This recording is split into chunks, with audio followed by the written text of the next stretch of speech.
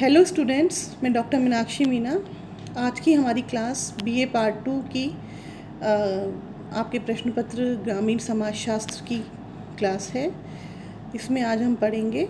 आज हमारा टॉपिक है लघु परंपरा। लघु परंपरा को रेडफील्ड ने स्थानीय परंपरा के रूप में देखा है। इन्होंने माना है कि सांस्कृतिक व धार्मिक जीवन से संबंधित यदि कोई परंपरा मूल धर्म ग्रंथ से संबंधित ना हो और केवल एक ही छोटे से क्षेत्र में प्रचलित हो और अधिकांश व्यक्ति उसके वास्तविक अर्थ को नहीं समझते हों, तो ऐसी परंपरा को लघु परंपरा कहा जाता है। जो विश्वास किसी छोटे से क्षेत्र से धीरे धीरे विकसित होकर लघु परंपरा का रूप ले लेते हैं, उदाहरण के लिए धार्मिक अनुष्ठान, रीति रिवाज, लोक कथाएँ, मेले, लोकगीत, लोक नृत्य, धर्मशालाएँ, प्याऊ, पूजा करने का ढंग आदि कृत्य जो किसी धर्म ग्रंथ में नहीं मिलते हैं और जो मौखिक रूप से पीढ़ी दर पीढ़ी हस्तांतरित होते रहते हैं। रेडफील्ड के अनुसार साधारणतया निरक्षर कृषकों की परंपराओं को ही लघु परंपरा कहा जाता है, जिनका जन्म एवं विकास अशिक्षित कृषक समुदायों में होता है और वहीं स्थायित्व भी प्राप्त होता है। डॉक्टर BR चौहान के अनुसार लघु परंपराएं स्थानीय, अलिखित, अशास्त्रीय, कम व्यवस्थित और कम चिंतनशील होती हैं। लोग इनके अर्थ को न जानते हुए भी इनकी पालना अवश्य करते हैं। लोकगीतों और रीति रिवाजों में उनकी झांकियाँ देखने को मिलती हैं। डॉक्टर योगेंद्र सिंह कहते हैं कि जनसाधारण निरक्षर कृषकों के स्तर पर होने वाली सांस्कृतिक प्रक्रियाओं को लघु परंपरा कहते हैं। अब हमारा टॉपिक है अगला, वृहद परंपरा, इसका अर्थ और परिभाषा। वे परंपराएं जिनका उल्लेख हमें धर्म ग्रंथों में मिलता है, जिनकी विषय वस्तु शास्त्रीय व सांस्कृतिक है, जो लिखित हैं, अधिक व्यवस्थित और चिंतनशील हैं तथा जिनका फैलाव सारे देश में है, वृहद परंपराएं कहलाती हैं। वृहद परंपराओं का पोषण अभिजात वर्ग के थोड़े से दार्शनिक व चिंतनशील लोगों द्वारा किया जाता है एवं धीरे धीरे उन्हें सभी वर्गों क्षेत्रों के लोगों द्वारा ग्रहण कर लिया जाता है। रेडफील्ड के अनुसार वृहद परंपरा स्कूलों व मंदिरों में पोषित होती है। ये दार्शनिक, ब्रह्मचारी, साहित्यिक मनुष्यों की परंपरा होती है जो विचारपूर्वक घोषित तथा हस्तांतरित की जाती है।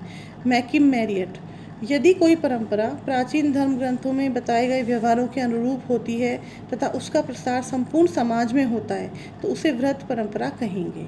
डॉक्टर SC दुबे के अनुसार वृहद परंपराओं का अर्थ उन विश्वासों, कर्म कांडों तथा सामाजिक प्रतिज्ञानों की संयुक्तता से लिया जाता है जो नियमबद्ध और पवित्र ग्रंथों से संबंधित होते हैं।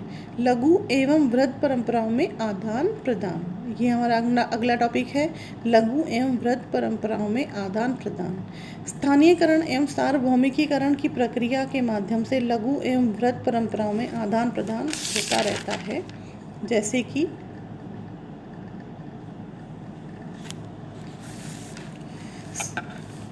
नंबर 1, सार्वभौमिकीकरण की प्रक्रिया के अंतर्गत लघु और परंपरा के तत्व व्यापक स्तर पर ऊपर की ओर फैल जाते हैं तथा उस स्थिति में वे अपने मूल स्वरूप को खो देते हैं तथा वृहद परंपरा का अंग बन जाते हैं। इसका उदाहरण इस प्रकार है, किशनगढ़ी क्षेत्र में दीपावली के अवसर पर लोग सौरती देवी की पूजा अवश्य करते हैं। यहाँ के लोगों की मान्यता है कि लक्ष्मी धनवानों की देवी है और सौरती उनकी अपनी देवी है। वैसे सौरती के अतिरिक्त लक्ष्मी देवी की भी पूजा यहाँ की जाती है। मैरियट का मत है कि सौरती देवी संबंधित विचार लघु परंपरा से जुड़े हैं, जबकि सार्वभौमिकरण की प्रक्रिया के तहत इनका विस्तार ऊपर की ओर होता गया तो उसके स्वरूप में परिवर्तन होता गया और उसने लक्ष्मी का रूप ले लिया। लक्ष्मी की गणना वृहद परंपरा में की जाती है। इस प्रकार सार्वभौमिकरण की प्रक्रिया के तहत लघु परंपरा सौरती का परिवर्तन वृहद परंपरा लक्ष्मी में हो गया। नंबर 2 उदाहरण है, मैकिम मैरियट ने सलूनों के त्यौहार का वर्णन कर उसे लघु परंपरा के रूप में बताया है। सार्वभौमिकरण की प्रक्रिया के तहत यह वृहद परंपरा रक्षाबंधन में परिवर्तित हो जाता है। हमारा अगला टॉपिक है स्थानीयकरण। स्थानीयकरण की प्रक्रिया के तहत वृहद परंपरा के तत्व नीचे की ओर बढ़ते हैं और वे लघु परंपरा के तत्वों में मिलकर लघु परंपरा के रूप में परिवर्तित हो जाते हैं। मैरियट का मानना है कि कुछ संस्कृतियों के पुरानी पड़ जाने पर उनकी वृहद परंपराएं परिवर्तित हो जाती हैं एवं उस अवस्था में परंपराओं को स्थानीय विश्वासों और स्थानीय आवश्यकताओं के अनुसार परिवर्तित कर दिया जाता है। इस प्रकार वृहद परंपरा के अनेक तत्व, कर्मकांड, विश्वास आदि स्थानीयकरण की प्रक्रिया के कारण लघु परंपरा के रूप में विकसित हो जाते हैं।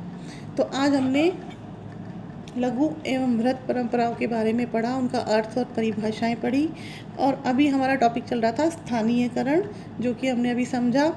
इसका उदाहरण हम अगले वीडियो में करेंगे। आज की क्लास में बस इतना ही। नमस्कार।